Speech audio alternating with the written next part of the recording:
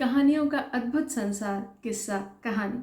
नमस्कार दोस्तों, मैं अनघा जोग लेकर आज फिर आप सबका स्वागत करती हूँ हमारी श्रृंखला माँ की खट्टी मीठी यादें में।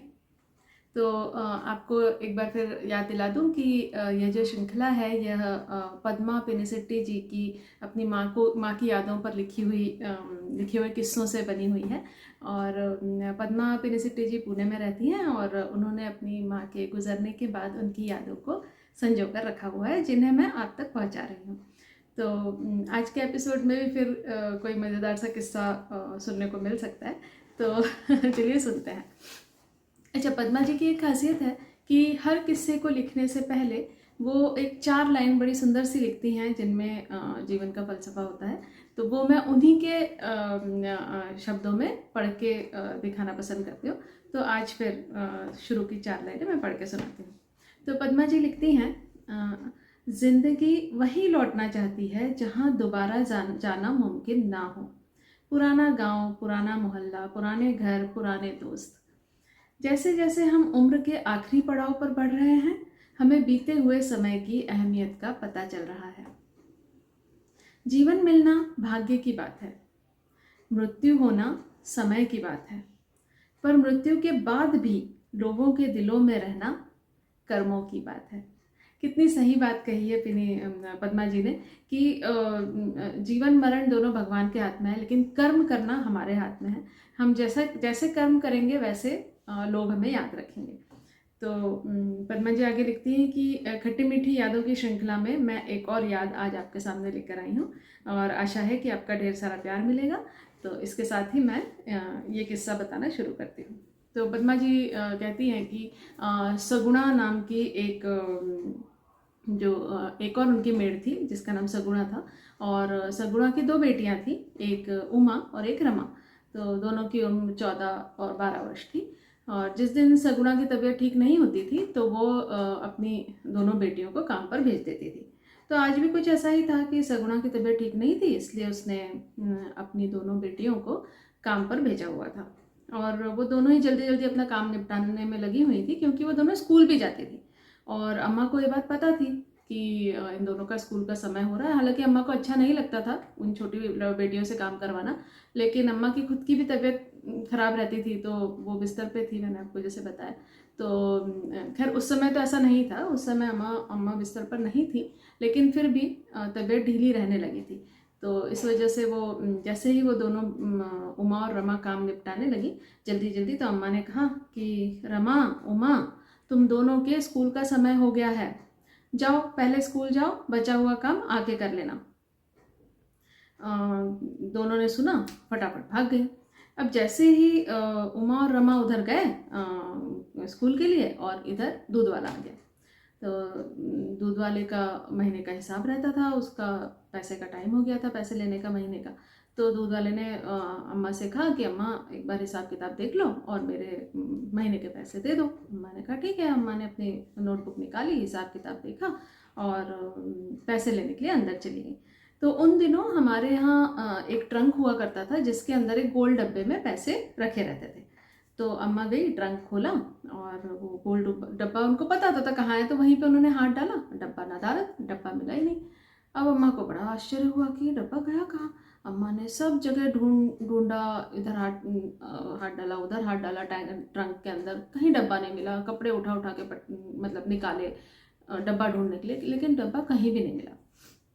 अब अम्मा को हो गई चिंता कि आखिर डब्बा गया कहाँ।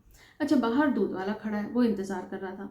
फाइनली उसने बाहर से आवाज़ लगाई कि अम्मा अभी रहने दो, पैसे निकाल के रखना, मैं कल आकर ले जाऊँगा, मेरे पास अभी इतना समय नहीं है कि मैं इंतज़ार करता रहूँ। अम्मा कुछ नहीं बोली, दूध वाला चला गया। उसके बाद अम्मा ने घर के सभी सदस्यों को बुलाकर पूछा कि किसी को पता है कि वो गोल डब्बा कहाँ है, किसी ने देखा है। लेकिन सबका एक ही जवाब था कि हमें नहीं पता। सबने कहा हमें नहीं पता। इतने में अखबार वाला आ गया। अखबार वाला अखबार डाल के गया और उन दिनों उस दिन क्या था कि बीए का रिजल्ट आने वाला था। और उन दिनों जो विद्यार्थी पास हो जाते थे उनका एक लिस्ट आती थी जो कि पेपर में छपती थी, और वो पेपर में लिस्ट देखकर ही सबको पता चलता था कि हमारा रिजल्ट आ गया और हम पास हो गए हैं। तो उस दिन बीए का रिज़ल्ट आने वाला था और मेरी दीदी ने बीए का एग्ज़ाम दिया था। तो अम्मा ने फटाफट अखबार उठाया और उनका रिज़ल्ट चेक करने लगी। 2 बार देखा, 3 बार देखा, हम सबने भी देखा, लेकिन दीदी का नाम कहीं नहीं था। तो इसका मतलब साफ था कि दीदी पास नहीं हुई थी, दीदी फेल हो गई थी। दीदी को फेल हुआ देखकर घर में सभी लोग बहुत दुखी हो गए। दीदी का भी मन एकदम से बुझ गया कि ऐसे, अम्मा को भी लगा कि ऐसे कैसे हुआ कि ये तो पढ़ने में होशियार है लड़की, ऐसे कैसे फेल हो गई। लेकिन दीदी तो फेल हो चुकी थी और अम्मा का पारा 7वें आसमान पर था। अम्मा दीदी को डांटे जा रही थी, दीदी रोए जा रही थी। साथ ही साथ अम्मा दीदी को जीवन में पढ़ाई का महत्व भी बताते जा रही थी। हालांकि अम्मा खास पढ़ी लिखी नहीं थी, उस समय की 8वीं पास थी, लेकिन हाँ, अंग्रेजी में हस्ताक्षर कर लेती थी। और अम्मा का हमेशा से ये मानना था कि चाहे जो हो जाए, लड़कियों को पढ़ना बहुत ज़रूरी है, क्योंकि कभी भी भगवान न करे कोई मुसीबत पड़ जाए तो लड़की को इतना पढ़ा लिखा होना चाहिए कि वह खुद के पैरों पर खड़े होकर पूरे घर परिवार को संभाल सके। खैर, अम्मा बहन के डांटने वाटने के बाद फिर बहन को उसके फेल होने का कारण पूछ रही थी। बहन बता नहीं रही थी, लेकिन जब अम्मा ने बहुत डांटा तो आखिर दीदी ने बताया। पता नहीं दीदी ने क्या बताया, लेकिन अम्मा एकदम से उठी और पड़ोसी के घर जाके उनके बड़े बेटे को बुलाया और उसे जोर जोर से डांटने लगी। मैं यह सब खिड़की के पास खड़े होकर चुपचाप सुन रही थी। मैं काफ़ी शैतान थी एक्चुअली। पद्मा जी है, मतलब पद्मा जी बोल रही हैं कि मैं उस वक्त, मतलब मैं बचपन में काफ़ी शैतान थी। तो मैं खिड़की के पास खड़े होके ये सारा माजरा देख रही थी कि अम्मा पड़ोसी के लड़के को डांट रही है, दीदी रो रही है, अम्मा बहुत गुस्से में है। और अम्मा उस दिन बहुत ज़्यादा गुस्से में थी और मेरे तो देख के हाथ पाँव काँपने लगे, क्योंकि मैंने अम्मा को इतना ज़्यादा गुस्से में कभी नहीं देखा था। खैर, लेकिन मुझे मतलब ये लग गया था कि आज तो अम्मा घर आएगी और मेरी जम के कुटाई होगी, अम्मा मुझे बहुत डांटेगी। लेकिन जब अम्मा घर आई तो बड़े आश्चर्य की बात है कि उन्होंने ना मुझे डांटा, ना मुझे मारा, ना मुझे कुछ कहा। तो मैं समझ गई कि दीदी ने मेरा नाम नहीं बताया है, जबकि इस पूरे कांड की नारद मुनि मैं ही थी। ठीक है, तो दरअसल हुआ क्या, उस वक्त मेरी उम्र कुछ 10 से 12 वर्ष की रही होगी और मैं अपने पड़ोसी के यहाँ अक्सर जाया करती थी। तो एक दिन बड़े भैया, जो मतलब वो बड़ा लड़का पड़ोसियों का, मैं उन्हें भैया कहती थी। तो एक दिन बड़े भैया अपने दोस्त से अपने कमरे में कुछ बात कर रहे थे, जो मैं जाते जाते मेरे कानों पे पड़ी, मैंने सुन ली। तो वो बीए की परीक्षा में आने वाले इंग्लिश के क्वेश्चन पेपर की बात कर रहे थे कि जो उनका दोस्त उन्हें कहीं से अरेंज करके देने वाला था। तो मैंने वो सुन लिया, चुपचाप अंदर गई। मैंने उनको बोला कि भैया, मेरी दीदी का भी एग्ज़ाम है, क्या मुझे भी वो पेपर दीदी के लिए मिल सकता है। तो भैया का जो दोस्त था वो पेपर बेचा करता था, तो उसको भी इंटरेस्ट आ गया कि चलो एक ख़रीदार और मिल गया। तो उसने कहा हाँ हाँ क्यों नहीं, मैं तुम्हें पेपर मुहैया करा दूंगा, लेकिन एग्ज़ाम के 2 दिन पहले। मैं तो खुशी से फूली ना समाई कि मैं तो आज दीदी की कितनी मदद करने जा रही हूँ। और मैं दौड़ी दौड़ी दीदी के पास गई और दीदी को मैंने बताया कि दीदी पेपर अरेंज हो जाएगा, चिंता मत करो। और दीदी भी बड़ी मस्त मज़े में, उनको लगा वाह पेपर तो मिलने ही वाला है, तो मैं काहे को पढ़ाई करूँ। और वो पढ़ाई लिखाई छोड़ दी उन्होंने, जो एग्ज़ाम के पहले का जो प्रिपरेशन होता है, किताबें बंद करके रख दी और दिन भर मस्ती खेलना कूदना उनका चालू था। अब जैसे एग्ज़ाम को 2 दिन बचे, जो इंग्लिश के पेपर को 2 दिन रह गए थे, तो दीदी ने मुझे वो पड़ोस वाले भैया के यहाँ भेजा कि जा पद्मा, क्वेश्चन पेपर आ गया होगा, तू लिया। मैं भी कूदते फांदते उछलते हुए पड़ोस में गई और वहाँ गई तो भैया का दोस्त और भैया मुँह जो ऐसे नज़रें नीचे किए गर्दन झुकाए बैठे हुए थे।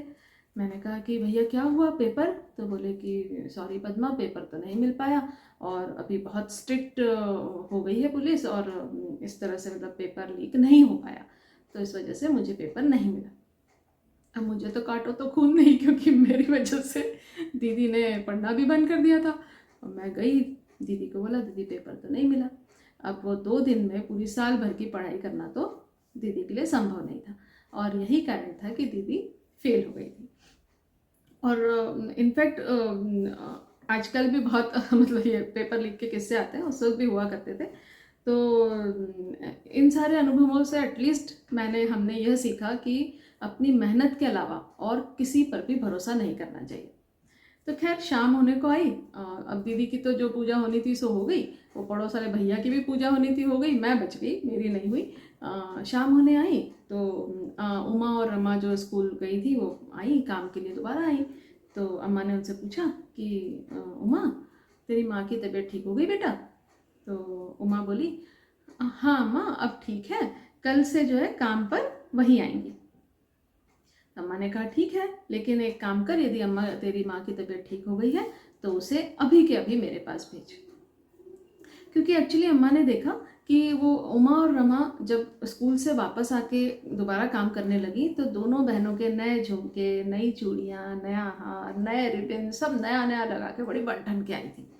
तो और थोड़ा जल्दी जल्दी हड़बड़ी में काम कर रही थी कि फटाफट घर पहुंच जाए। अब अम्मा की थी पैनी नज़र, उनकी पैनी नज़र से कुछ भी बच पाना असंभव था।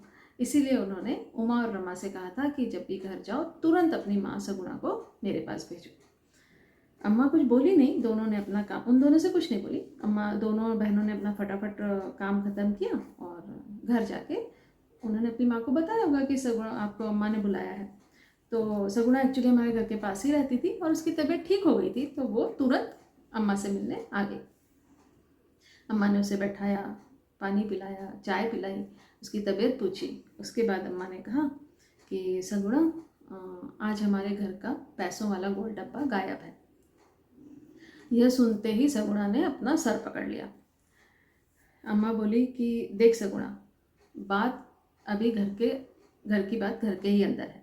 यदि यह बात आदमियों तक पहुंची तो मामला बिगड़ जाएगा, बात पुलिस तक भी जा सकती है। इसलिए तू घर जा, उमा और रमा से पूछ, यदि उन्होंने वो डब्बा देखा है या लिया है तो तू उनसे पूछ के मुझे आकर बता, वरना बहुत परेशानी हो जाएगी। उमा और रमा की उम्र कम है, यदि पुलिस आ गई तो दोनों को पकड़ कर ले जाएगी। यह सुनते ही सगुणा झट से उठी गुस्से में और तुरंत घर गई और तमतमाते हुए दोनों बेटियों को लेके अम्मा के पास आई। उमा के हाथ में वो गोल डब्बा था पैसों वाला।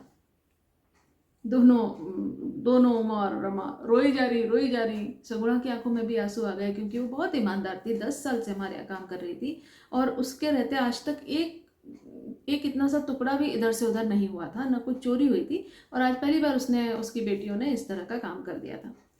तो अम्मा ने उससे पूछा, उमा और रमा से, तो दोनों ही कान पकड़कर रोते हुए माफ़ी मांगने लगी और बोली कि अम्मा, हमने सिर्फ इसमें से 20 रुपये निकाले हैं, अम्मा सिर्फ 20 रुपये निकाले हैं।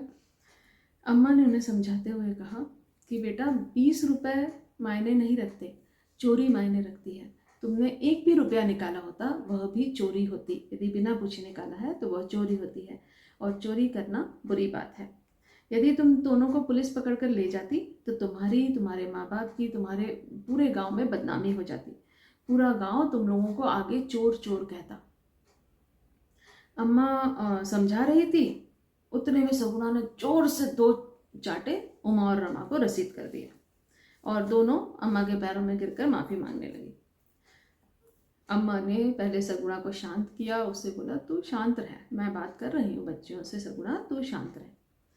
उसके बाद अम्मा ने कहा, देख, गलती सबसे होती है, लेकिन गलती का एहसास होना ज़्यादा ज़रूरी होता है।